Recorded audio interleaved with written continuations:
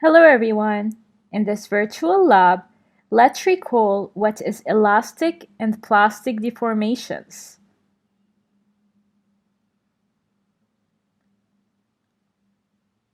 A specimen behaves in an elastic manner if it returns to its original dimensions when a load is removed.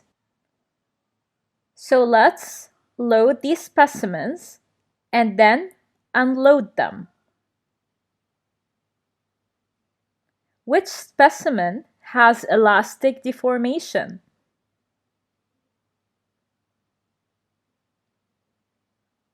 Yes, it is the steel. The copper specimen behaves in a plastic manner, since it remains permanently deformed after the load is removed.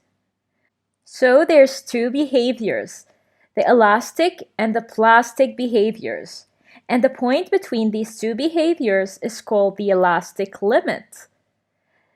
This is the load extension graph for the copper specimen.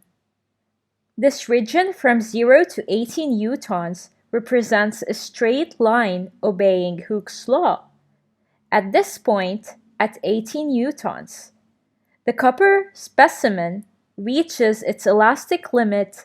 Beyond this limit, it becomes, as you can see, permanently deformed and easily stretched.